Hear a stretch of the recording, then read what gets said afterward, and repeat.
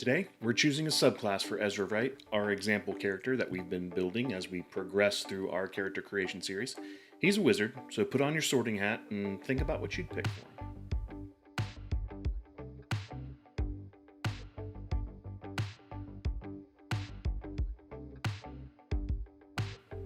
Welcome to Geek Philosophy, where we explore our love of geeky wisdom. We release new videos weekly, so please consider subscribing and turning on the notifications so you won't miss out on any of the content. My name's Brian, and I appreciate you joining me as we continue with our character creation series. Alright, let's roll.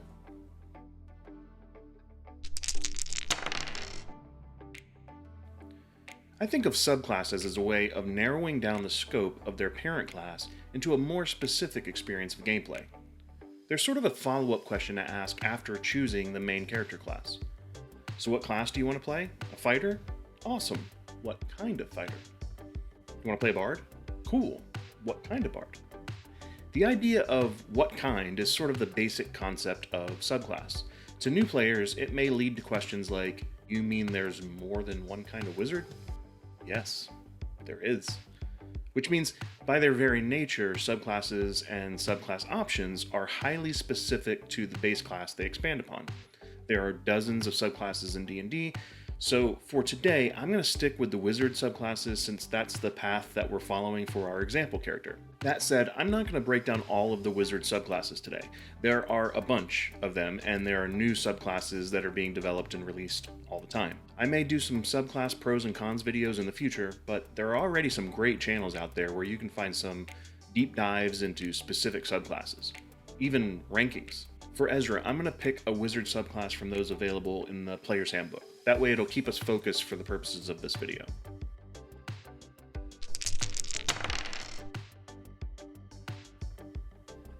For wizards, subclasses are referred to as Arcane Traditions, and I think it's an apt term. So, in the player's handbook, these traditions are related to various schools of magic, so let's go through them. There is Abjuration, which emphasizes magic that blocks, banishes, or protects. There's Conjuration, which includes spells that produce objects and creatures out of thin air. And then Divination. Diviners are wizards who focus on spells of discernment and remote viewing, supernatural knowledge and foresight, think fortune tellers or scrying. Then there's Enchantment, which provides spellcraft designed to magically entrance others. Evocation. Evokers wield powers such as acid and fire and force and ice and lightning, basically all the stuff that goes boom.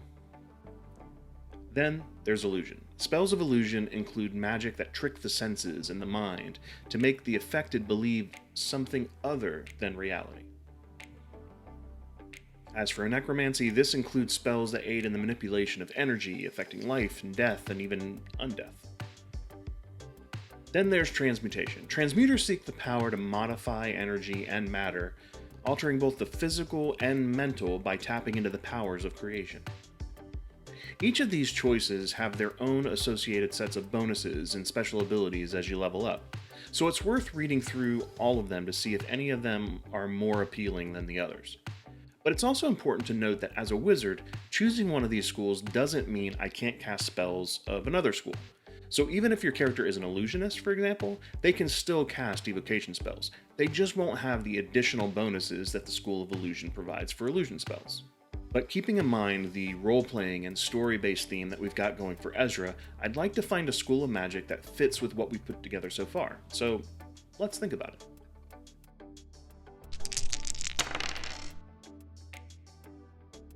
Before I decide what kind of wizard Ezra wants to be, I need to lay out some of the things about Ezra that will have an impact on the selection.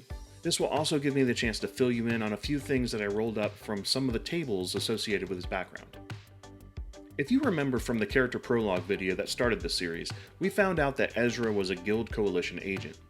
Since this is a homebrew background, let me put it in perspective for you so that you understand what this means.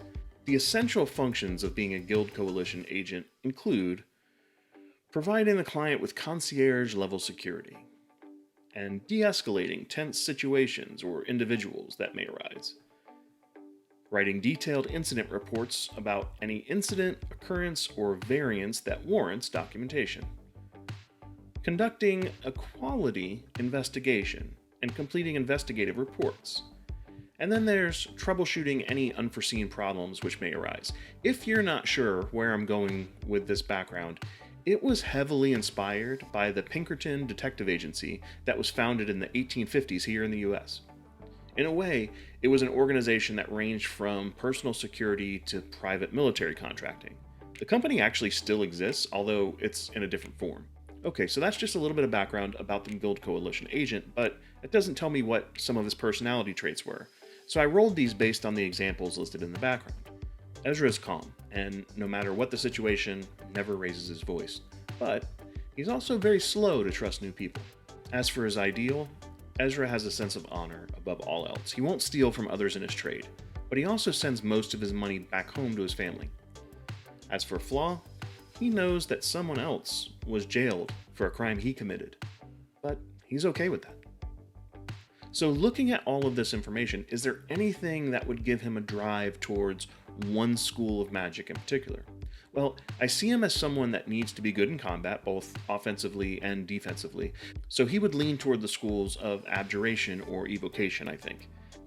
I actually think I'm going to go with Abjuration because he may have worked a protection detail when he was a Guild Coalition agent, and I also think he has strong ties to his family and friends, and this would help him protect them if he ever needed to. Okay, so this may not be the character builder way of choosing a subclass, but it's my way, and it's a way that I think fits the story that we're trying to put together for this character. You may disagree. You may think that he should have been an illusionist or a necromancer, and both of those options would have worked great, and that's the awesome thing about D&D.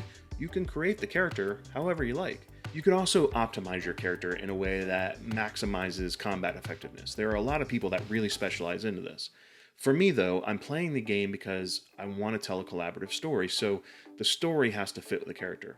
You could also do both. There are definitely ways to make a very intriguing character that has a lot of bang for the buck, or the gold piece. Okay, so to see how I put all of this into practice, you may want to pick up with our live stream campaign. We've already got the first 5 or 6 episodes, depending on when you're watching this, maybe more, but it's going to give you an idea of how I put this into practice for my regular players and how I enhance the story based on everybody's background, or at least I try to. And while this is very much a regular D&D game for my players, I'm considering it a teaching campaign for the Geek Philosophy viewer. So sometimes I'll stop and draw attention to a teachable moment. We'll open up D&D Beyond to look for the rules. It's really about showing you how we play at a regular table. Thanks again for taking a little bit of time to contemplate some geek philosophy about choosing a subclass in 5th edition D&D. Today, I'm going to leave you with a few words of wisdom from Merlin, from the 1981 movie Excalibur. Looking at the cake is like looking at the future. Until you've tasted it, what do you really know? And then, of course, it's too late. Cheers.